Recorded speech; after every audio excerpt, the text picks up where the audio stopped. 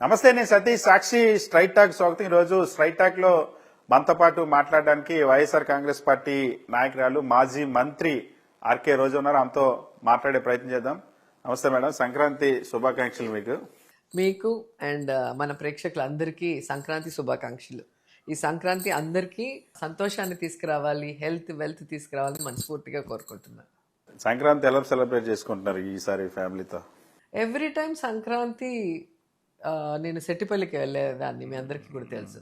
కానీ last year నుంచి అందరినీ పిలిచి అందరితో పాటు 5 days టెంపుల్స్కి వెళ్ళటం, ఇంట్లో పూజలు చేయటం, వెరైటీ వంటలు చేసుకోవటం, అలాగే గుళ్ళకి వెళ్ళటం, సినిమాలకు వెళ్ళటం, అట్లా ఎంజాయ్ చేస్తున్నాం. ఈసారి కూడా మొత్తము బంధువులంతా వచ్చారు. అత్తయ్యలు, మామయ్యలు, పిన్నిలు, బాబాయిలు, వాళ్ళ పిల్లలు అంటే పెద్దవాళ్ళ నుంచి చిన్న పిల్లల వరకు. సంక్రాంతి అంటే మొత్తం మనకి ఇష్టమైన మన వెల్ విషర్స్ బంధువులతో జరుపుకోవటం అనేది మెయిన్. అండ్ విలేజ్లో జరుపుకున్నప్పుడే ఆ పండుగ అందంగా ఉంటుంది, అద్భుతంగా ఉంటుంది. ప్రతిపక్షంలోకి 18 నెలల కిందట వచ్చారు. అసలు ఓడిపోతాం అనుకున్నారా? ఓడిపోవడానికి కారణం ఏంటి? ఖచ్చితంగా ఓడిపోతానని నేను ఎప్పుడు అనుకోలేదు. ఎందుకంటే మీరు ఒక్కసారి రాష్ట్రంలో జగన్మోహన్ రెడ్డి గారు సీఎం అయిన తర్వాత అంతకు ముందున్న సీఎంలు చేసిన అభివృద్ధి, వెల్ఫేర్ చూడండి. అలాగే నగిరిలో గతంలో ఎమ్మెల్యేగా పనిచేసిన వాళ్ళు, మంత్రులుగా పనిచేసిన వాళ్ళు చేసిన అభివృద్ధి, సర్వీసు, నేనున్న ఈ 5 ఏళ్లలో యాజ్ ఎమ్మెల్యేగా 2 years మంత్రిగా నేను చేసిన అభివృద్ధి మీరు బేరీజ్ వేయండి, ఆన్ పేపర్ తీసుకోండి. ప్రతి మనిషికి కూడా న్యాయం చేసే విధంగా జగన్ గారి పరిపాలనలో ఆయన ఆశీస్సులతో మేమందరం కూడా ముందుకు నడిచాం. కానీ ఎందుకు ఓడిపోయాము అంటే దానికి కర్ణుడి చావుకి 1,00,000 కారణాలు అంటారు కదా, అలా చాలా ఉన్నాయి చెప్పాలి అంటే. ఈవీఎంల విషయంలో తీసుకుంటే పోలైన ఓట్లకి కౌంటింగ్ ఓట్లకి ఎంత తేడా ఉందో మీరు చూడొచ్చు. అలాగే మార్నింగ్ 9 to 6 కన్నా ఆఫ్టర్ 6 12.5% ఓటింగ్ పెరిగింది అంటే దేశంలో ఎక్కడ జరగని పని. ఎందుకంటే ఆ ఓటింగ్ అయిపోయాక మిగిలిన ఓట్లు మాత్రమే 6 గంటల పైన వచ్చేటివి.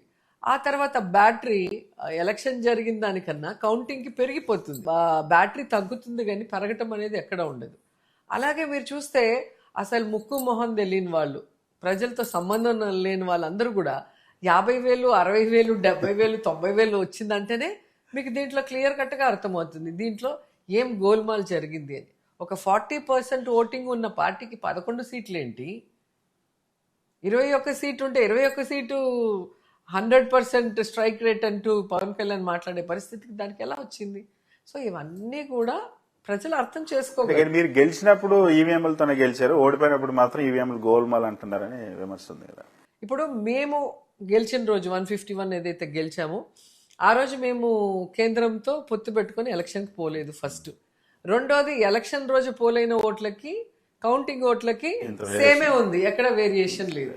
అండ్ బ్యాటరీ ఎలక్షన్ అప్పుడు ఉన్న దానికన్నా కౌంటింగ్ రోజుకి పెరగలేదు, ఓట్లు పెరగలేదు, బ్యాటరీ పెరగలేదు.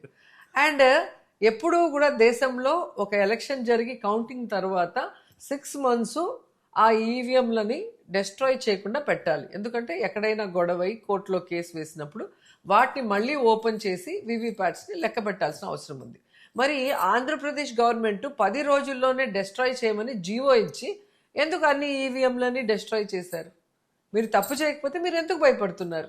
ఎలక్షన్ లో ఓడిపోగానే రోజా బాగా డిసప్పాయింట్ అయ్యారు, ఆంధ్రప్రదేశ్ నుండి వెళ్ళిపోయారు, ఇంకా మళ్ళీ ఈ రాష్ట్ర రాజకీయాల్లో ఉండరని బాగా సర్క్యులేట్ చేస్తున్నారు ఇప్పటికి కూడా. నేను నిజంగా ఓడిపోతే పారిపోవాలి అన్న మెంటాలిటీ ఉన్న అమ్మాయినైతే నగిరిలో నేను ఎందుకు ఇల్లు కట్టుకుంటా? నాకు తెలియని ఊర్లో నువ్వు అక్కడ నించో, నువ్వు అక్కడ సర్వీస్ చేయని జగన్ గారు నాకు ఒక కాన్స్టిట్యున్సీ ఇచ్చినప్పుడు అది నా ఇల్లుగా నేను భావించాను, నేను వాళ్ళకి పని చేయాలి లైఫ్ లాంగ్ అని చెప్పి రెస్పాన్సిబుల్గా ఫీల్ అయ్యాను కాబట్టి ఇల్లు కట్టుకున్నా. ఎంతమందికి కాన్స్టిట్యున్సీలో ఇల్లు ఉన్నాయి చెప్పండి, టీడీపీ వాళ్ళకి కానీ జనసేన వాళ్ళకి కానీ. వీళ్ళు చెప్పినట్టు భయపడి పారిపోయే బ్లడ్ కాదు మంది. రెండోది, ఓడిపోతే పారిపోతానంటే నేను ఆల్రెడీ 2 సార్లు ఓడిపోయే గెలిచా. నేనే స్ట్రైట్ రాగానే గెలవలా. 2004లో ఓడిపోయా, 2009లో ఓడిపోయా. అండ్ జగన్మోహన్ రెడ్డి గారు ఇలాంటి లీడర్ దగ్గర పనిచేయటం నేను చాలా గర్వంగా ఫీల్ అవుతున్నాను. చంద్రబాబు నాయుడు లాంటి వాళ్ళు, పవన్ కళ్యాణ్ లాంటి వాళ్ళు ఎలా లీడర్లు అయ్యారో నాకు ఇప్పటికీ అర్థం కాదు. ఒక వాగ్దానం చేస్తే ఆ వాగ్దానం నెరవేర్చారు. ఎలక్షన్ ముందు ఒకలాగా మాట్లాడతారు, ఎలక్షన్ తర్వాత ఒకలాగా మాట్లాడతారు. అండ్ వాళ్ళు జనాలకు పక్కన పెడితే కనీసం వాళ్ళ లీడర్లకి, కార్యకర్తలకి కనీస రెస్పెక్ట్ కానీ కనీసం ఇచ్చిన మాట మీద నిలబడాలన్న చిత్తశుద్ధి ఉండదు. కానీ రాజశేఖర రెడ్డి గారి ఫ్యామిలీలో రాజశేఖర రెడ్డి గారితో నేను వర్క్ చేయలేకపోయాను. అదొక చాలా బాధ నాకు. ఆయనతో వర్క్ చేసి ఉంటే బాగుండు అనిపించింది. సో ఆయన కొడుకుతో నన్ను వర్క్ చేసినప్పుడు నిజంగా ఒక సీఎం ఎస్కేప్ అవడానికి అనేక కుంటి సాకులు చెప్పేవాళ్ళని మనం దేశంలో ఎంతోమంది ముఖ్యమంత్రులు చూసాం. కానీ అంత కష్టమైనా కూడా దాన్ని ఎలాగైనా మనం ఇచ్చిన మాటని చేసి ఇవ్వాలి, ఇది పేదవాళ్లకు ఉపయోగపడుతుంది అంటే ఆయన ఎంత ఎక్స్టెంట్ కన్నా వెళ్ళి దాని మీద ఐఏఎస్ ఆఫీసర్లను కూర్చోబెట్టి డిస్కస్ చేసి అది చెయ్యాలి అన్న తపన మనం కళ్ళారా చూసాం. ఎందుకంటే చంద్రబాబు నాయుడు గారి ప్రభుత్వంలో మనం చాలాసార్లు చూసాం. ఆయన 4 సార్లు ముఖ్యమంత్రి ఎలా అయ్యాడో తెలియదు, కానీ ఆయన ఇచ్చిన వాగ్దానాలు 90% చేయడు. చేసిన వాటిలో పబ్లిసిటీ కోసం 100% చేయకుండా 10% చేసి దాన్ని ఎలా పబ్లిసిటీకి వాడుకుంటారో మనం చూసాం. కానీ జగన్ సారు పార్టీ కానీ కులం కానీ మతం చూడకుండా పేదవాడు అన్నవాడు అర్హత ఉంటే అందరికీ ఇవ్వాలి అన్న తపనతో ఎలా వాలంటరీ వ్యవస్థ, సచివాలయం వ్యవస్థ తెచ్చి ఇంటింటికి ఇచ్చడం మనం చూసాం. అది ఆ రోజు తెలియకపోయి ఉండొచ్చు జనాలకి, ఈ రోజు అర్థమవుతుంది. ఎందుకంటే ఆ రోజు తెలుగుదేశం వాళ్ళు విషం నింపారు ప్రజల్లో. ఆయన జోబుల్లో నుంచి ఇచ్చాడా, ఆయన ఆస్తి తీసుకొచ్చి ఇచ్చాడా అని. మరి ఈ రోజు తెలుగుదేశం పార్టీ జనసేన జోబుల్లో నుంచి కాదు కదా, వాళ్ళ ఆస్తి కాదు కదా, మరి ఎందుకు ఇవ్వలేకపోతున్నారు? ఇది ఈ రోజు రియలైజ్ అవుతుంది. నిజమేనా ఇప్పుడు మీరు చెప్తున్నారా? మళ్ళీ జనంలోకి వెళ్ళడానికి ప్రజలు బాధపడుతున్నారు, మహిళలు బాధపడుతున్నారు, రైతులు బాధపడుతున్నారు, జగన్మోహన్ రెడ్డి గారు లేకపోవడం తట్టుకోలేకపోతున్నారని. ఈ రోజు రావాల్సిన ఆరోగ్యశ్రీ లేకుండా పోయింది. స్కూల్స్ లో ఈరోజు ఇంగ్లీష్ మీడియం లేదు, ట్యాబ్స్ లేదు, క్వాలిటీ బ్యాగ్స్ లేదు, బుక్స్ లేదు. అలాగే భోజనం అసలు ఎంత కేవలమైన తినలేని పరిస్థితులు ఈరోజు ఉన్నారు. మన గవర్నమెంట్ లో టీచర్స్ కూడా తినే పరిస్థితి, అంత క్వాలిటీగా మనం ఇచ్చాం. ఈరోజు నిరుద్యోగులకు మీరు చూస్తే నిరుద్యోగ భృతి ఇస్తా లేకపోతే ఉద్యోగం ఇస్తా అన్నారు, 2 లేదు. అమ్మఒడి 2 30,000, 3 45,000 అన్నావు. ఒకరికే సక్రమంగా ఇలా 15,000 ఇవ్వాల్సింది 7,000 8,000 ఇచ్చావు. 80 లక్షల మందికి పైగా ఇవ్వాలి, 50 లక్షలు ఇచ్చి 30 లక్షలు కొట్టేశావు. మరి ఏంది ఇది? 0 వడ్డీ రుణాలు లేదు, ఆరోగ్యశ్రీ లేదు. ఇట్లా చెప్పుకుంటూ పోతే అసలు రాష్ట్రాన్ని సర్వనాశనం చేస్తూ ప్రజల భవిష్యత్తును తాకట్టు పెట్టే విధంగా ఈరోజు వాళ్ళు ప్రవర్తిస్తున్న తీరు మీరు చూడండి. మెడికల్ కాలేజీలు ఎవరైనా ప్రభుత్వం కట్టాలనుకుంటారు, వాటిని కూడా ప్రైవేట్ వాళ్ళకి ఇచ్చేయాలి అనుకున్నారు. రోడ్లు ఇచ్చేస్తారు, మున్సిపాలిటీలను ఇచ్చేస్తారు, అన్ని ప్రైవేట్ వాళ్ళకి ఇచ్చేసి ఏం చేద్దామని ఓ పక్క అప్పులు తీసుకొని వస్తున్నారు. ఆ తెచ్చిన డబ్బు ఏం చేస్తున్నారు ఎవరికీ తెలియదు. వెల్ఫేర్ లేదు, డెవలప్మెంట్ లేదు. ఇప్పుడు ఆర్టీ యాక్ట్ కింద మేము రోడ్స్ పెడితే వీళ్ళు అధికారంలో వచ్చిన తర్వాత ఒక్క రోడ్ రిపేర్ చేయలేదు, ఒక్క రోడ్డు కూడా వేయలేదు అనేది మా నగిరిలో ఆర్టీ యాక్ట్ కింద మేము తీసుకున్నాం, మీకు చూపిస్తాను. మరి ఆ విధంగా ఉంది. ప్రజలు ఎప్పుడో తెలుసుకున్నారు చంద్రబాబు నాయుడిని, పవన్ కళ్యాణ్ని నమ్మటం తప్పు.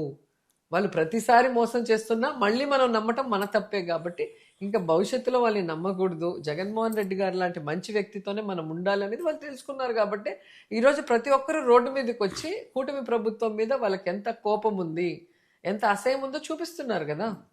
మళ్ళీ ఈ మధ్య మీరు టీవీ షోస్ చేస్తా ఉన్నారు, మూవీస్ లో నటిస్తా ఉన్నారు. సో రోజా పాలిటిక్స్ నుండి క్విట్ అయిపోతా ఉన్నారు, రాజకీయాలు వదిలేపోతున్నారు. అందుకే షూటింగ్స్ మెల్లగా కాన్సన్ట్రేట్ చేసుకుంటారని ఇదొక క్యాంపెయిన్ కూడా నడుస్తుంది. చెప్తున్నాను కదా, రోజా ఏది చేసినా సెన్సేషనే.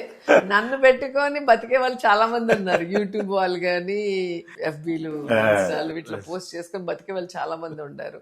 నిజంగా నేను ఒకటే అడుగుతున్నా, నేను మినిస్టర్ అయిన తర్వాతే షూటింగ్స్ ఆపాను. అంతవరకు నేను టీవీ షోస్ చాలా చేశాను. నేను చేసిన ఆల్మోస్ట్ షోస్ అన్ని సూపర్ హిట్టే. మంత్రి అన్నప్పుడు స్టేట్ వైడ్ వర్క్ చేయాల్సి వస్తుంది కాబట్టి యాక్ట్ చేయకూడదని నాకు నేను డెసిషన్ తీసుకున్నా. మరి ఈ రోజు నాకు ఫ్రీ టైం ఉన్నప్పుడు మళ్ళీ నేను ఆర్టిస్ట్ కాబట్టి టీవీలో కనిపిస్తే వెంటనే నేను సినిమాలకు వెళ్ళిపోతున్నాను, టీవీలకు వెళ్ళిపోతున్నానంటే మరి ఈరోజు పవన్ కళ్యాణ్ లాంటి వాడు పార్టీ ప్రెసిడెంట్కి అసలు టైం ఉంటుందా?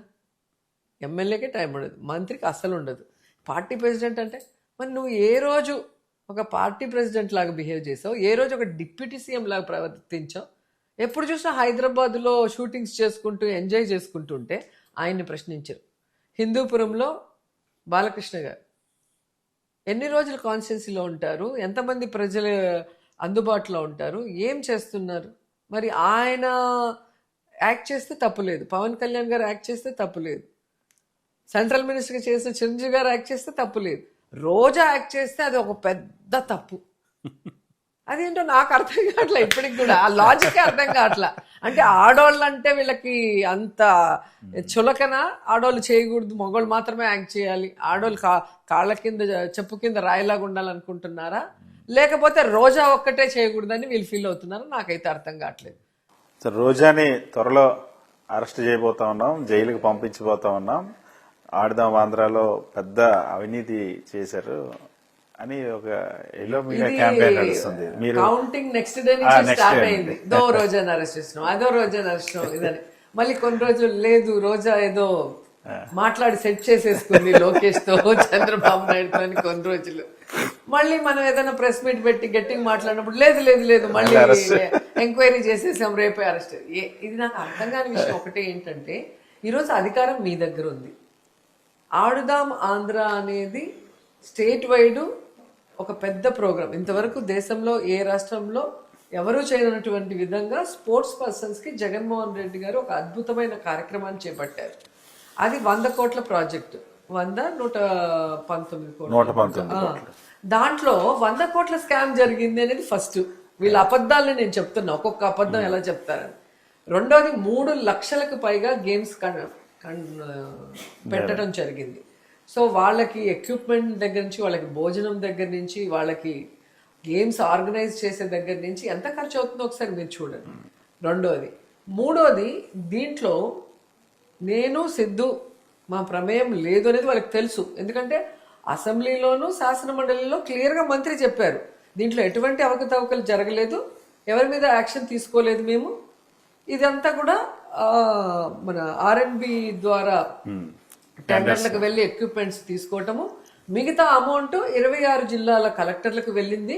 కలెక్టర్ల ద్వారా మున్సిపాలిటీల్లో అయితే కమిషనర్లకి, మండలాల్లో అయితే ఎంపీడీల ద్వారా ప్రైజ్ మనీ కానీ మిగతా అన్ని డిస్ట్రిబ్యూట్ అయ్యిందని క్లియర్గా ఇచ్చిన తర్వాత మమ్మల్ని బ్యాట్ చేయడానికి పచ్చ ఛానల్లో వీళ్ళు ఎప్పుడు చూసినా ఇది ఒక ఫ్యాషన్గా మాట్లాడుతున్నారు తప్ప.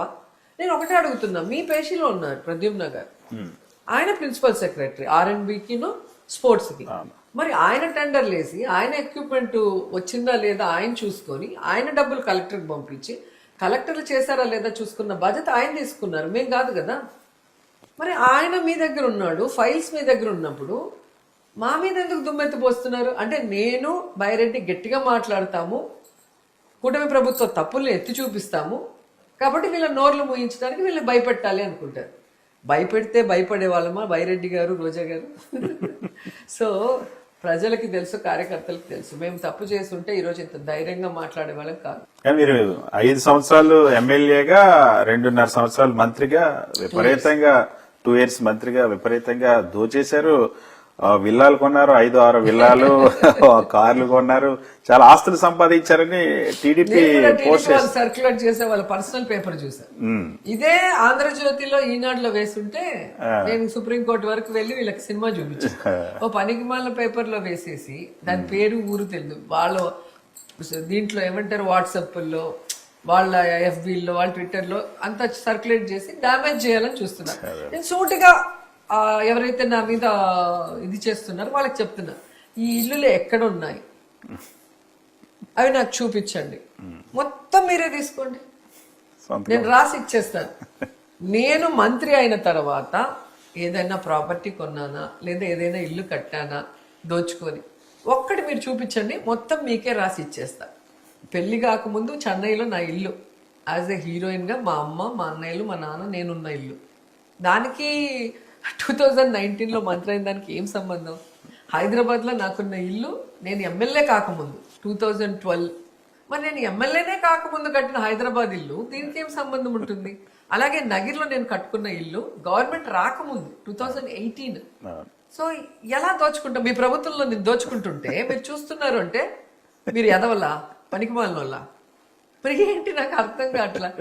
సో ఏదో ఒకటి చెప్పి ప్రజల్ని మాయ చేయాలి, ప్రజలు నమ్ముతున్నారు కాబట్టి ఇంకా చెప్పడమే పనిగా పెట్టుకున్నారు. మీ కార్యకర్తలకు కూడా అనిత ఈ మధ్య వార్నింగ్ ఇచ్చారు. మీ కార్యకర్తలు గాని, నాయకులు గాని ఎవరైనా సరే పిచ్చి పిచ్చి వేషాలు వేస్తే, జనాన్ని భయపెడితే ఇలాగే ట్రీట్మెంట్ ఉంటది, ఇక్కడ ఉన్నది సిబిఎన్ గవర్నమెంట్, అటు రోడ్డు మీద అలా తీసుకెళ్తామని అనిత వార్నింగ్ ఇచ్చారు. భయపడుతున్నారంటారా మీరు, మీ కార్యకర్తలు?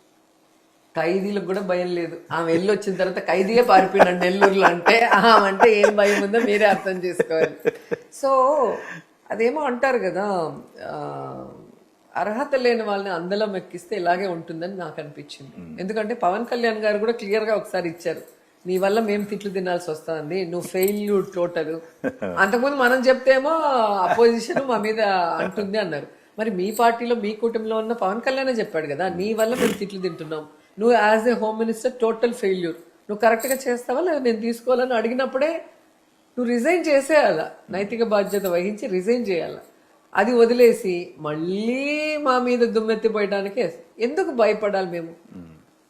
ఈరోజు అనిత తెలుసుకోవాలి, ఎవరు భయపడాలి అంటే అమ్మాయిలు రేప్ చేస్తున్నారు చూసారా, 6 ఏళ్ల నుంచి 60 ఏళ్ల ముసలోళ్ళ వరకు, వాళ్ళు భయపడాలి. అమ్మో హోంమంత్రి మన మీద యాక్షన్ తీసుకుంటుందేమో అన్న భయం వాళ్ళకు ఉండాలి. ఎవ్వడికి లేదు. ఇష్టానికి రేప్ చేసిపోతున్నారు, ఇష్టానికి రోడ్ల మీద నరికేస్తున్నారు, ఇష్టానికి ముక్కలు ముక్కలు చేసి ఎక్కడ పడేస్తున్నారో తెలియదు.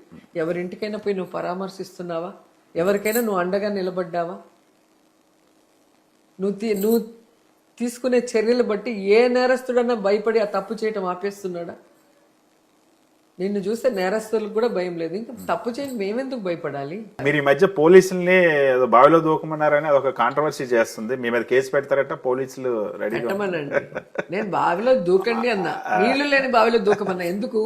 ఇప్పుడే చెప్పా కదా, 29 రాష్ట్రాలు 7 కేంద్రపాలిత ప్రాంతాలతో కలిపి 36 ఉంటే 36వ ర్యాంకు మీకు వచ్చింది అంటే ఈరోజు మీరు సిగ్గుతో తలదించుకోవాలి, లేదా నీళ్ళని బాగా దూకాలి. ఈ చంద్రబాబు నాయుడు, లోకేష్, అనిత గారు చెప్పినట్టు ఆడితే దేశంలోనే మీ పరువు పోయింది, మీ పరువుతో పాటు రాష్ట్ర పరువు పోయింది. నా మీద కేసు పెడితే ఉన్నది పోతుంది మీకు, అంతే కదా. ఈరోజు ఎమర్జెన్సీ రెస్పాన్స్ లో కూడా మీరు 0లో ఉన్నారు. ఏదో కేసు పెట్టాలి అని గోడగుడ్డు మీద ఈకలు బీకాలంటే ఎవరేం చేయలేరు. 18 నెలలు అయింది మేడం చంద్రబాబు నాయుడు గారి పరిపాలన గడిచింది. సూపర్ హిట్ చేశాము, సూపర్ సక్సెస్ పరిపాలన ఇది, డబుల్ ఇంజన్ సర్కార్ మాది, అద్భుతంగా పరిపాలిస్తున్నాము అని చెప్పేసి అంటున్నారు. నిజమేనా? చంద్రబాబు నాయుడు ఒక చరిత్రహీనుడిగా ఈ 18 నెలల పరిపాలనలో మిగిలిపోతాడు. మనం చెప్పడం ఎందుకు? సాక్షాత్తు వాళ్ళే చెప్తున్నారు కదా. రేణుకా చౌదరి గారు చెప్పారు, ఇంత వరస్ట్ పరిపాలన నేను చూడనే లేదు అని చెప్పింది. వాళ్ళే చెప్పారు. మన వెంకయ్య చౌదరి గారు ఆయన ఏం చెప్పారు? ఏంటిది ఈ అప్పులు చూస్తుంటే నాకు భయం వేస్తుంది, ఎటుపోతుంది ఈ స్టేట్, ఏంది పరిపాలన అని ఆయన చెప్పారు. ఆయన సీనియర్ మోస్ట్ పొలిటీషియనే కదా. అలాగే ఏబి వెంకటేశ్వర్ల చౌదరి ఆయన చెప్పారు కదా. సో వాళ్ళే చెప్తున్నారంటే మీరు అర్థం చేసుకోవాలి. ఇదంతా ఒక ఎత్తు అయితే చంద్రబాబు నాయుడు స్వయంగా చెప్పాడు, మనమేమో బాగా పరిపాలిస్తున్నామని మనం అనుకుంటున్నాము, కానీ మనం వరస్ట్ గా పరిపాలిస్తున్నామని సర్వేలు చెప్తున్నాయి. అంటే ఈ రోజు ఎలక్షన్ పెడితే మొత్తం కూటమిలో ఉన్న ఎమ్మెల్యేలంతా 90% ఓడిపోతారు అని వచ్చింది అంటే వాళ్ళ పరిపాలన ఎంత చెత్తగా ఉందో ఆయన చెప్పుకుంటున్నాడు కదా. ఓన్లీ టీవీలు పచ్చ ఛానళ్ళ ముందర ఇలా మేము సూపర్ 6 సూపర్ హిట్ అని చెప్పుకోవటం, మేము చెప్పిందంతా చేసేసినాం అద్భుతం అని చెప్పుకోవటం, కానీ వెనక్కి వస్తే ఏం జరుగుతుందో వాళ్ళే చెప్పుకుంటున్నారు. సో ఇంత వరస్ట్ పరిపాలన, ఇంత దరిద్రమైన పరిపాలన ఎప్పుడు కూడా ఎవరు చూసిండరు ఏ స్టేట్లో కూడా. సో అలాంటి ఒక చరిత్రహీనుడిగా చంద్రబాబు నాయుడు మిగిలిపోతాడు. ఎందుకంటే అబద్ధాలు చెప్పటం తప్ప ఆయన చేసింది ఏమీ లేదు. రెండోది, ఉండే ప్రభుత్వ ఆస్తులు కూడా ప్రైవేటు పరం చేస్తూ రాష్ట్రానికి నష్టం చేస్తున్నాడు. రాష్ట్రానికి రావాల్సిన ఆదాయ వనరులు ఏవైతే ఉందో, ఇసుక, మైన్స్, వైన్స్, ఇంకేమున్నాయో అన్నీ కూడా ప్రైవేట్ వాళ్ళకి, బినామీలకు ఇచ్చేసి వీళ్ళు ఎలా ఈ విధంగా కమిషన్లు దోచుకుంటున్నారో కళ్ళ ముందే కనిపిస్తుంది. ఖజానాకి డబ్బులు రాట్లా, ఖజానాలో సంపద రాట్లా, కానీ వీళ్ళ పర్సనల్ ఖాతాల్లోకి సంపద ఎలా వస్తుందో మనం చూస్తున్నాం. ఇవన్నీ ప్రశ్నించకుండా ఉన్నందుకు పవన్ కళ్యాణ్కి ఎంత సంపద వస్తుందో అందరూ చూస్తున్నారు. హైదరాబాద్లో కూర్చొని ప్రశ్నించకుండా ఆయన ఉన్నందుకే నెల ఎంత ప్యాకేజ్ వెళ్తుందో అందరూ చూస్తున్నాం. సో గింజుకోవటం కాదు, జరుగుతున్నది మామూలుడికి కూడా ఈరోజు సోషల్ మీడియా ద్వారా తెలిసిపోతుంది. జగన్మోహన్ రెడ్డి ఓడిపోయినా సరే ఇంకా బుద్ధి రాలేదు. 11 సీట్లకి ప్రజలు పరిమితం చేసిన ఆలోచన సరళిలో ఎలాంటి మార్పు లేదు. అమరావతి మీద ఇప్పటికీ మళ్ళీ విషం చిమ్ముతా ఉన్నారు, అమరావతి మీద ఇష్టానుసారంగా అబద్ధాలు ప్రచారం చేస్తూ ఉన్నారు అని చెప్పేసి అంటున్నారు చంద్రబాబు నాయుడు. అమరావతికి అన్యాయం చేసింది ఎవరైనా ఉన్నారంటే అది చంద్రబాబు నాయుడు మాత్రమే. ఎందుకంటే ఆయన నిజంగా దాన్ని రాజధాని కట్టాలనుకున్నప్పుడు ప్రాపర్గా పర్మనెంట్ రాజధాని అని ఎందుకు కట్లా? టెంపరీ అని చెప్పి నువ్వే కోట్లు దాంట్లో దోచుకున్నావు తప్ప దాన్ని పర్మనెంట్ చేయలేదు. రెండోది, దేశంలో ఎక్కడా లేనటువంటి విధంగా 3 పంటలు ఉండే భూముల్ని ఈరోజు ఇన్ని వేల ఎకరాలు నువ్వు ఎందుకు తీసుకుంటున్నావు? ఎక్కడా అంత పెద్ద రాజధాని లేదు, మనది ఉన్నది చిన్న రాష్ట్రం, దీనికి అంత అవసరం లేదు. అంటే నువ్వు రియల్ ఎస్టేట్ వ్యాపారం చేసుకోవడానికి, మళ్ళీ నీ బినామీలు బాగుపడటానికి నువ్వు చేస్తున్న కార్యక్రమం కాబట్టి దాన్ని డైవర్ట్ చేయడానికి జగన్మోహన్ రెడ్డి విషయం చెబుతున్నాడు అని చెప్తున్నావు. శివరామకృష్ణ కమిటీ క్లియర్ గా చెప్పింది కదా, ఈ ప్రాంతం రాజధానికి పనికిరాదు అంటే అది నువ్వు అసలు డిస్కస్ కూడా చేయకుండా బుల్డోజ్ చేసావు. మరి బుల్డోజ్ చేసిన వాడివి ఈ రోజు ఎందుకు కోట్లు కోట్లు ఆ వాటర్ ని బయటికి పంపించిన? వర్షం వచ్చిన ప్రతిసారి అమరావతి మునిగిపోతుంటే దాన్ని ఎందుకు బయటికి పంపిస్తున్నావు? మేము అబద్ధం చెప్తున్నామా?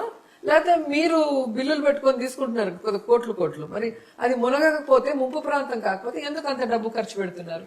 అండ్ ఈ రోజు 6 దాకా ఇరిగేషన్ ప్రాజెక్ట్స్, లిఫ్ట్ ఇరిగేషన్ ప్రాజెక్టులు ఎందుకు కడుతున్నారు? రాజధానిలో ఎక్కడైనా లిఫ్ట్ ఇరిగేషన్ ప్రాజెక్టులు కట్టడం మీరు ఎప్పుడైనా విన్నారా? ప్రైవేటు రైతుల భూములు కొని రాజధాని చేసి అక్కడ లిఫ్ట్ ఇరిగేషన్ పెట్టి, అది ముంపు ప్రాంతం అయితే వర్షం వచ్చిన ప్రతిసారి ప్రాణాలను గుండెల్లో పిడికిల్లో పెట్టుకొని భయంగా ఉండాల్సిన పరిస్థితి ఎందుకు? మీరే చూసారు కదా, ఈ మధ్య ఒక చిన్న వర్షం వస్తేనే సగానికి పైగా విజయవాడ మునిగిపోయింది. మిగతా సగం జగన్మోహన్ రెడ్డి గారు కట్టిన ఆ డ్యామ్ వల్ల బయటపడింది, కానీ లేకపోతే పరిస్థితి ఏంటి? మరి అలాంటి చోట నువ్వెళ్ళి కట్టి నీ లబ్ధి, నీ బినామీల లబ్ధి కోసం నువ్వు ఈ రోజు ఆ రాజధాని ప్రాంతాన్ని అన్యాయం చేసే విధంగా మళ్ళీ రెండో విడత అని చెప్పేసి ఇప్పుడు మళ్ళీ 50,000 ఎకరాలు కావాలి అంటున్నాం. అంటే ఏంటి? వాళ్ళ రైతులు మీకు భూములు ఇస్తే మీరు రియల్ ఎస్టేట్ వ్యాపారం చేసుకుంటారు, భూములు ఇవ్వకపోతే ఇది మున్సిపాలిటీ అని వాళ్ళని బ్లాక్ మెయిల్ చేస్తూ, వాళ్ళని టెన్షన్ పెడుతూ, ఇంకా రాజధాని ఇక్కడికి రాదు అన్న భయాన్ని కలిగిస్తుంది ఎవరు? చంద్రబాబు నాయుడు. సో రాజధానిలో ఉన్న ప్రజల్ని మోసం చేసింది, భయపెడుతుంది, బ్లాక్ మెయిల్ చేస్తుంది చంద్రబాబు నాయుడు తన సొంత లాభం కోసం. అంతేగాని ఇక్కడ మంచి రాజధాని కట్టాలన్న ఆలోచన లేదు. మీరు వైఎస్ఆర్ కాంగ్రెస్ పార్టీ అమరావతికి వ్యతిరేకమా, లేదా అమరావతిలో జరుగుతున్న నిర్మాణాలకు వ్యతిరేకమా? అమరావతిలో చంద్రబాబు నాయుడు, లోకేష్ చేస్తున్న దోపిడీకి మేము వ్యతిరేకం, వాళ్ళు చేస్తున్న అన్యాయాలకు వ్యతిరేకం, వాళ్ళు చేస్తున్న రియల్ ఎస్టేట్ వ్యాపారం, రాజధాని ముసుగులో వాళ్ళు చేస్తున్న రియల్ ఎస్టేట్ వ్యాపారానికి, వాళ్ళు రైతులకు చేస్తున్న మోసానికి, రైతు కూలీలకు చేస్తున్న మోసానికి మేము వ్యతిరేకం. అమరావతిలో 1750 కోట్లతో ఎన్టీఆర్ విగ్రహాన్ని ఏర్పాటు చేస్తారట. అంటే చంద్రబాబు గారికి ఎన్టీఆర్ అంటే బాగా అభిమానం చూపించుకుంటున్నట్టున్నారు. అదే అంటున్నా, ఈనాడు పేపర్లేమో ఎన్టీఆర్ గారికి బట్టలు ఇప్పేసి కార్టూన్లు వేస్తారు, ఇక్కడేమో కోట్లు పెట్టి స్టాచ్యూ పెడతామంటారు. సో ఇదేంటో ఎన్టీఆర్ అభిమానులు, ప్రజలు తెలుసుకోవాల్సిన విషయం. ఎందుకంటే బ్రతికున్నప్పుడు ఒక తండ్రి లాంటి వ్యక్తి నీకు కూతుర్నిచ్చి, నీకు రాజకీయ భిక్ష పెట్టి, నేను నమ్మి పక్కన పెట్టుకుంటే నువ్వు ఆయనకి వెన్నుపోటు పొడిచావు, ఆయన క్యారెక్టర్ లేనివాడిగా ఆయన్ని చిత్రీకరించావు, ఆయన మీద చెప్పులు వేయించావు. ఆయన గెలిపించుకున్న ప్రభుత్వంలోనే ఆయన స్పీకర్ గా పెట్టిన వ్యక్తినే నువ్వు నీ కంట్రోల్లో తీసుకుని మైక్ కూడా ఇవ్వకుండా ఆయన ఏడుస్తూ బయటికి వెళ్లే విధంగా చేశావు. నువ్వు అధికారంలో ఉన్న ప్రతిసారి ఎన్టీఆర్ ఫోటోలు మొత్తం ఆఫీస్లో గాని ఏ జిల్లాల్లో గాని లేకుండా చేసావు. విగ్రహాలు పెట్టకూడదు, పెట్టినవాడి మీద కక్ష సాధింపు. ఈ రోజు మాత్రం అంత పెద్ద విగ్రహం పెట్టేస్తే నమ్మేస్తారా? సో చంద్రబాబు నాయుడు తన సొంత లాభం కోసం చెప్పులేగిస్తాడు, వెన్నుపోటు పొడుస్తాడు, అదే సమయంలో దండేసి దండం కూడా పెడతాడు అనేది కనిపిస్తుంది. మహానటుడు దేవుడా. రాయలసీమ లిఫ్ట్ ఇరిగేషన్ ని నేనే ఆపించానని స్వయంగా రేవంత్ రెడ్డి చెప్పారు. చంద్రబాబు నాయుడు గారు దాని మీద ఎందుకు స్పందించట్లేదు అంటారా? ఎందుకంటే తన ఆస్తులు కాపాడుకోవడానికి కమిట్ అయిపోయి ఉన్నాడు, అది స్పష్టంగా కనిపిస్తుంది. రాయలసీమలో పుట్టి, రాయలసీమలో పెరిగి, రాయలసీమ వల్ల ఈరోజు 4వ ముఖ్యమంత్రి అయిన చంద్రబాబు నాయుడు రాయలసీమకు అన్యాయం చేస్తున్నాడు అంటే ఇంకా ఆయన గురించి మాట్లాడటం వేస్ట్. అసలు ఇంత నీచంగా, ఇంత దిగజారిపోయి తను పుట్టి పెరిగిన ప్రాంతానికి ఒక మనిషి అన్యాయం చేయగలుగుతున్నాడు అంటే ఆయన మనిషే కాడు నాకు తెలుసు. ఎందుకంటే ఆయన చిత్తూరు జిల్లానే కదా, మాదే కదా లాస్ట్ ఉన్న జిల్లా. మాకు నీళ్లు రావాలి అంటే ఆ ప్రాజెక్ట్ ఎంత ముఖ్యమో. కడప జిల్లాలో ఉన్న సీఎంలు వాటి గురించి ఆలోచిస్తున్నప్పుడు చిత్తూరులో పుట్టి పెరిగిన నీకు ఆ ఆలోచన లేకుండా అన్యాయం చేసే విధంగా ప్రజల భవిష్యత్తుని పణంగా పెట్టి రేవంత్కి నేను కట్టను అని మాటిస్తే నిన్నేమనాలి? డిప్యూటీ సీఎం గాని ఆయన అంటాడు కదా, డిప్యూటీ సీఎం నేను రాయలసీమలో పుట్టా, నాకు రాయలసీమ అంటే ప్రేమ అన్నాడు కదా. మరి ఇంత బ్లంట్ గా గొంతు కోసేస్తుంటే రాయలసీమకి ఎందుకు మాట్లాడట్లేదు? చంద్రబాబు నాయుడు ఎందుకు సైలెంట్గా ఉన్నాడు? ఎందుకు వీడి గురించి మాట్లాడట్లేదు? ఎక్కడో రామానాయుడు ఒకడు, వాడికి ఏం సంబంధం రాయలసీమ లిఫ్ట్ ఇరిగేషన్ గురించి ఏం తెలుసని ఆయనతో మాట్లాడిస్తాడు, అవసరమా నీళ్ళు అది ఇది అని. అంటే ప్రాంతాల మధ్య మళ్ళీ చిచ్చు పెడుతున్నాడు. రాష్ట్రాన్ని 2 చేశాడు. ఈరోజు రెండైన రాష్ట్రంలో సింగిల్ చిన్న రాష్ట్రాన్ని మళ్ళీ 3 చేసే విధంగా ఆయన బిహేవ్ చేస్తున్నాడు. సరే, రాయలసీమ ద్రోహి జగన్మోహన్ రెడ్డి, చంద్రబాబు నాయుడు కాదు. రాయలసీమ లిఫ్ట్ ఇరిగేషన్ పేరుతో డ్రామా ఆడుతా ఉన్నారని చెప్పేసి చంద్రబాబు అంటారు. ఏ విధంగా డ్రామా ఆడాడు బయట పెట్టండి. ఆ లిఫ్ట్ ఇరిగేషన్ కి ఎన్ని కోట్లు ఖర్చు పెట్టాడు? శాశ్వతంగా కరువు సమస్యని దూరం చేయడానికి చిన్నవాడైనా మొదటిసారి ముఖ్యమంత్రి అయినా జగన్మోహన్ రెడ్డి గారు ఎంత చిత్తశుద్ధిగా పనిచేస్తారో బయట పెడతాం. మీ దగ్గర ఉన్నాయి కదా మొత్తం డీటెయిల్స్. మరి మేము డ్రామా ఆడితే బయట పెట్టు. సో ఇంకా సిగ్గు లేకుండా అబద్ధాలు చెప్పుకోవాలంటే ఎట్లాగా? సో జగన్మోహన్ రెడ్డి మాటిమాటికి బెంగళూరు వెళ్తా ఉన్నారు. బెంగళూరు వెళ్ళి ఆంధ్రప్రదేశ్ రాష్ట్రం మీద కుట్రలు చేస్తూ ఉన్నారు. ఇక్కడ ఉన్నటువంటి ప్రజల మధ్య, ప్రాంతాల మధ్య, కులాల మధ్య చిచ్చులు పెడతా ఉన్నారు, తప్పుడు ప్రచారాలు చేస్తూ ఉన్నారని యనమల రామకృష్ణ అంటున్నారు. పాపం ఆయనకు వయసు అయిపోయింది, రాజకీయంగా ఏమీ లేకుండా చేసేసాడు లోకేష్. ఆ ఫ్రస్ట్రేషన్లో ఏదో వాగుతున్నాడు. ఈరోజు పక్క రాష్ట్రంలో కూర్చొని పక్క రాష్ట్ర సీఎంతో మంతనాలు జరిపి రేవంత్ రెడ్డి గారితో ఈ రాష్ట్రంలో రావాల్సిన, రాయలసీమకు రావాల్సిన వాటర్ని రానికుండా అన్యాయం చేస్తుంది, కుట్రలు పంతుంది చంద్రబాబు నాయుడు, పవన్ కళ్యాణ్, లోకేష్. అది స్పష్టంగా అందరికి కనిపిస్తుంది. బెంగళూరులో ఎవరున్నారని ఎవరితో అక్కడ ఆయన మాట్లాడుతున్నారు జగన్మోహన్ రెడ్డి గారు. అంటే బెంగళూరుకి వెళ్తున్నాడు, ఇక్కడ లేడు అనేది ఎస్టాబ్లిష్ చేయటం ఒకటి, రెండోది ఏదో చేస్తున్నారని చెప్పడానికి. ఈరోజు జగన్మోహన్ రెడ్డి గారికి సొంత ఇల్లు ఉంది విజయవాడలో, ఇడుపులపాయలో ఉంది. ఆయన ఎమ్మెల్యేగా ఉన్న చోట ఆయనకి ఇల్లు ఉంది, ఓటు ఉంది. ఎప్పటి నుంచో, ఈ రోజు కొత్తగా చేసుకుంది కాదు. ప్రజల మధ్యలో ఉంటూ ప్రజలతోనే ఉండి ఆయన పనిచేశారు. ఈరోజు సమయం ఉంది కాబట్టి కుటుంబంతో కలవటానికి వెళ్తున్నారు. కానీ మీరు ఇక్కడ ఇల్లే లేదు, మీకు కుప్పంలో ఇల్లు లేదు, మీకు హైదరాబాద్లో ఏం పని? పవన్ కళ్యాణ్ హైదరాబాద్లో ఉంటాడు, ఆఫీసర్లు హైదరాబాద్లో ఉంటారు, మంత్రులు హైదరాబాద్లో ఉంటారు. అలా ఉండడం బట్టే కదా ఎన్ని అనర్థాలు జరుగుతున్నాయి మన రాష్ట్రంలో. ఏం పని హైదరాబాద్లో మీకు రాష్ట్రం విడిపోయి ఇక్కడికి వచ్చిన తర్వాత? సో ముందు మీరు తెలుసుకోవాల్సింది, మీరు వేలు చూపిస్తే 4 వేలు మిమ్మల్ని చూపిస్తాయి. జగన్మోహన్ రెడ్డి గారి పైన ఇంకొక ప్రచారం చేస్తూ ఉన్నారు. రాష్ట్రంలో ప్రజలు ఎవ్వరూ ప్రశాంతంగా ఉండడం ఆయనకి ఇష్టం ఉండదు. ఆయన ఆలోచన అంతా ఫ్యాక్షన్ ఆలోచన. బాబాయి గొడ్డలి పోటు, తల్లికి చెల్లికి కూడా తరిమేశారు. ఈ డైలాగ్స్ సీఎం దగ్గర నుండి కింద ఎల్లో మీడియా, సోషల్ మీడియా వరకు కూడా ఎందుకు ప్రచారం చేస్తారు? ఇప్పుడు 4వ ముఖ్యమంత్రి చంద్రబాబు నాయుడు, మూడు సార్లు ముఖ్యమంత్రిగా ఉన్నప్పుడు నేను ఇది చేశాను, ఇప్పుడు 4వసారి ఇది చెప్పాను, ఇది చేశానని చెప్పుకోవడానికి ఏం లేదు. వాళ్ళ బాబాయిని హత్య జరిగిన సమయం చంద్రబాబు నాయుడు సీఎం. చంద్రబాబు నాయుడు సీఎంగా ఉన్నప్పుడు జగన్మోహన్ రెడ్డి గారు తప్పు చేస్తుంటే చంద్రబాబు నాయుడు కేసు పెట్టకుండా ఉండింటాడా? ఆయన అధికారంలో ఉన్నప్పుడు కేసు పెట్టాడు. జగన్ గారు అధికారంలోకి వచ్చాక ఆయన మీద ఆయన కేసు పెట్టుకోవాలి, ఆయన బంధువుల మీద పెట్టాలని. ఇది ఎక్కడ న్యాయం? ఈరోజు సిబిఐ కోర్టే క్లియర్గా చెప్పింది కదా, చంద్రబాబు నాయుడు ముఖ్యమంత్రిగా ఉన్నప్పుడు ఇది జరిగింది, దీంట్లో జగన్మోహన్ రెడ్డి గారికి ఎటువంటి సంబంధం లేదు అని చెప్పి సిబిఐ కోర్టు చెప్పడమే కాకుండా కోర్టుకు కూడా జగన్మోహన్ రెడ్డి గారిని ఈ విషయంలో విచారించాల్సిన అవసరం లేదని అంత క్లియర్ కట్గా చెప్పినా కూడా ఇంకా దిగజారుడుగా మీరు విషం జిమ్మే ప్రచారం చేస్తున్నారు. అంటే మీరు కేవలం విష ప్రచారం మీదే ఆధారపడి ఉన్నారు. మీరు ప్రజలకి మంచి చేసి వాళ్ళ మనసు గెలవాలన్న ఆలోచన మీకు ఎప్పుడు లేదనేది అర్థమవుతుంది. సో నారా లోకేష్ రెడ్ బుక్లు ఇంకా 3 పేజీలు మాత్రమే అయ్యాయి. దీనికే భయపడిపోతా ఉన్నారు మీరంతా కూడా. ఇంకా చాలా పేజీలు ఉన్నాయి, అప్పుడు మీ పరిస్థితి ఏంటని అడుగుతున్నారు. ఎవడు భయపడేది? భయపడే బ్లడ్ వాళ్ళది. జూమ్లో వస్తేనే 2 ఎమ్మెల్యేలు పారిపోయిన వ్యక్తి మా అమ్మల్ని భయపడే వాళ్ళు అంటున్నారంటే నాకు నవ్వు వస్తుంది. 3 పేజీలకే ఈరోజు ప్రజలు అసహించుకునే పరిస్థితి వచ్చింది. పోలీస్ ర్యాంకింగ్ 36%కి వచ్చేసింది. ఇంక 4వ పేజీ తీస్తే వీళ్ళందరినీ నేపాల్లో ఎలా అయితే తరిమి కొట్టారో జనాలు, అలా తరుముకుంటారు. ఆంధ్రప్రదేశ్ నుంచి వీళ్ళు ఎంత దూరం పరిగెత్తారో అంత దూరం తరిమి కొడతారు. సో మీరు, మీ ప్రభుత్వం చేసినటువంటి విధ్వంసం వల్ల ఈరోజు రాష్ట్రంలో ఆంధ్రప్రదేశ్ అప్పులు ఊబిలో కూరుకుపోతుంది. అప్పులు కూడా పుట్టనటువంటి పరిస్థితి వచ్చింది, అప్పుల పరిమితి కూడా దాటిపోయిందని చంద్రబాబు నాయుడు గారు బాధపడుతున్నారు. నేను జగన్మోహన్ రెడ్డి గారు ఇచ్చేటివన్నీ చేసేదే కాకుండా నేను ఇంకా దానికి మించి చేస్తానన్న వ్యక్తి ఈరోజు అప్పుల్లో కూరుకుపోయింది, విధ్వంసం చేసేశారు, నాకు భయం వేస్తుంది అని అంటే ఆయన అంత డ్రామా ఆర్టిస్ట్ని ఎవరు కూడా చూసుండ్రు. అసలు ఎంత ఘోరంగా యాక్ట్ చేస్తాడంటే ఆ సమయం సందర్భం బట్టి అలా ఊసరి వెళ్ళేలాగా మారిపోతాడు. ఈరోజు జగన్మోహన్ రెడ్డి గారు 5 సంవత్సరాల్లో ఎంత అప్పు చేశాడు? 3,32,000 కోట్లు. ఆ 3,32,000 కోట్లకి ఎంత అభివృద్ధి చేశాడు, ఎంత వెల్ఫేర్ చేశారు అనేది ఆన్ రికార్డ్ ఉంది. ఆఫీసర్లు మీ దగ్గర ఉన్నారు, రికార్డ్స్ మీ దగ్గర ఉన్నాయి. దాంట్లో ఒక్క రూపాయైనా మిస్యూజ్ అయిందేమో చూడండి.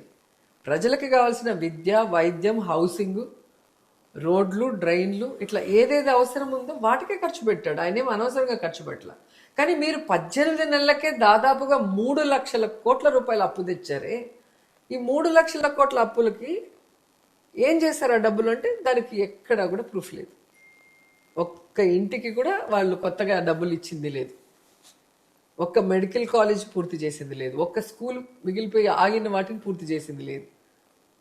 ఫీజు రియంబర్స్మెంట్ కానీ, ఆరోగ్యశ్రీకి కానీ, లేదా వేరే వాటికి ఆయన వాళ్ళు ఇచ్చిన దాఖలాలు ఎక్కడా కనిపించట్లా. రోడ్లు రిపేర్ కానీ, కొత్త రోడ్లు వేసిన దాఖలాలు కనిపించట్లా. ఇంకా దేనికి పోయింది 3 లక్షల కోట్లు? మనం హార్బర్లు కూడా కట్టాం. ఎంత పెద్ద పెద్ద పాలనతో, మీ పాలన వల్ల ఆంధ్రప్రదేశ్ శ్రీలంక అయిపోయింది అంటారు. మా పాలన వల్ల శ్రీలంక అయితే మరి 3 లక్షల కోట్లు 18 నెలల్లోనే తీసుకొచ్చి ఆ డబ్బులు ఏం చేశారో కూడా ఎవరికి తెలియకుండా దోచేసుకున్న మీ పాలనలో మరి ఇప్పుడు ఏమైనట్టు రాష్ట్రము? ఆఫ్రికాకు అమ్మైందా చెప్పండి, శ్రీలంకకు అక్కయిందా? సో ఈరోజు చంద్రబాబు నాయుడు అప్పుల్లో నెంబర్ 1 ప్లేస్కి తీసుకొచ్చాడు ఆంధ్రప్రదేశ్ని. అండ్ ఇంత దరిద్రమైన సీఎంగా నెంబర్ 1 ప్లేస్లో ఉంటాడు చరిత్రలో. ఈ రాష్ట్రంలో అసలు ప్రస్తుత ప్రభుత్వంలో అవినీతే లేదు, ఎక్కడ లంచాలు లేవు, పూర్తి పారదర్శకమైన పరిపాలన అందిస్తున్నామని చెప్పి చంద్రబాబు నాయుడు అంటారు. వాళ్ళ ఎమ్మెల్యేలు, వాళ్ళ కార్యకర్తల్లో టీవీ డిబేట్స్లో కూర్చొని చంద్రబాబు నాయుడుకి డైరెక్ట్గా చెప్తున్నారు కదా. ముఖ్యంగా జనసేన ఎమ్మెల్యేలు కూడా ఏ విధంగా దోచుకున్నారో, టీడీపీ వాళ్ళు ఎలా దోచుకున్నారు క్లియర్గా చెప్తున్నాడు. వీడు ఇన్ని వందల కోట్లు సంపాదించాడు, పలానా ఇసుక దోచాడు, పలానా డ్రగ్స్ వ్యాపారంలో వీడు నెంబర్ 1గా ఉన్నాడు, మైన్స్ లో ఇలా దోచారని క్లియర్గా చెప్తున్నారు కదా. కల్తీ లిక్కర్లో కానీ. సో అన్ని రకాలుగా రాష్ట్రంలో ప్రభుత్వానికి రావాల్సిన ఆదాయాన్ని గండి కొడుతూ, వీళ్ళు ఆదాయాన్ని పెంచుకుంటూ, అప్పులు తీసుకొచ్చి వాటిని కూడా మొబిలైజేషన్ ఫండ్స్గా ఇచ్చి దాంట్లో కమిషన్లు కొట్టేసుకొని, అలాగే ఈరోజు రాజధాని భూముల్ని కూడా ల్యాండ్ పూలింగ్ అంటూ దాంట్లో దోచుకుంటూ, వీళ్ళు దోచుకోవటం దాచుకోవటమే వీళ్ళు పనిగా పెట్టుకున్నారు. జగన్మోహన్ రెడ్డి గారు అనేక సందర్భాల్లో చెప్పారు, దోచుకోవడం దాచుకోవడమే చంద్రబాబు నాయుడుకి, కూటమి ప్రభుత్వానికి అలవాటు. వీళ్ళని నమ్మి మీరు ఓటేశారు అంటే వీళ్ళు చంద్రముఖిలాగా మీ రక్తాన్ని గ్లాసులో పట్టుకొని తాగేస్తారని చెప్పాడు. అదే జరుగుతుంది ఈరోజు. సో కళ్ళ ముందు చూస్తే చిన్న పిల్లోడికి కూడా కనిపిస్తుంది ఈ ప్రభుత్వంలో ఎమ్మెల్యేలు కూడా ఎలా దోచుకొని తింటున్నారు. సో వాళ్ళు ఎక్కడా కూడా వెల్ఫేర్ చేయడానికి చంద్రబాబు నాయుడు ఏం చేయట్లేదు కాబట్టి వాళ్ళకి ఏం పని లేదు. సో వాళ్ళ పని ఏంటంటే నెక్స్ట్ మనం ఎలాగో గెలవము, ప్రజలకు అర్థమైపోయింది ఈ కూటమి ప్రభుత్వ అబద్ధాలు కానీ వీళ్ళ ఈవీఎంల మేనేజ్మెంట్ కానీ ఇంకా జరగదనేది అర్థమైపోయింది. సో ఉన్న టైంలోనే దోచుకొని దాచుకోవాలనుకున్నారు. దీనికి క్లియర్ కట్గా నగిరి కూడా సాక్ష్యం. నగిరిలో మీరు చూస్తే వందల ఏమంటారు టిప్పర్లు, శాండ్, కంకరు, గ్రనైట్ విపరీతంగా తమిళనాడుకి, కర్ణాటకకి తోలుతున్నారు. ఆఫీసర్లంతా కామ్గా ఉండరు. ఎన్నిసార్లు పట్టించాలి. అలాగే డ్రగ్స్, అసలు ఎడ్యుకేషన్ హబ్ పుత్తూరు, మన నగిరి కాలేజెస్లో, పుత్తూరు కాలేజెస్లో అయితే విపరీతమైన గంజా డ్రగ్స్ పిల్లలు పొడుచుకొని ఒకరినొకరు గొడవలు, తలలు పగలు కొట్టుకొని, పోలీస్ అయితే నిర్వీర్యం అయిపోయింది. ఎస్పీకి చెప్పినా, కలెక్టర్ గారికి చెప్పినా కూడా దానికి ఉపయోగం లేదు. మీరేమో మళ్ళీ అధికారంలోకి వస్తామని చెప్తున్నారు, కానీ పవన్ కళ్యాణ్ 15 సంవత్సరాల పాటు ఈ కూటమి అధికారంలో ఉంటుంది, జగన్మోహన్ రెడ్డిని ఇంకొక 15 ఏళ్ళు ముఖ్యమంత్రి కానివ్వకుండా చేస్తానంటున్నారు. నేను జాతకాలు చెప్పుకోమను అస్ట్రాలజీ లాగా ఆయన చెప్పుకుంటూ పోతున్నాడు. అసలు పవన్ కళ్యాణ్ లాంటి వ్యక్తికి ఓటేసినందుకు లేదా ఆయనకి ఫ్యాన్గా ఉన్నందుకు ఉన్నవాళ్ళు సిగ్గుపడాలి. ఎందుకంటే ఒక నాయకుడికి ఉండాల్సిన లక్షణం ఏది కూడా అతనికి లేదు.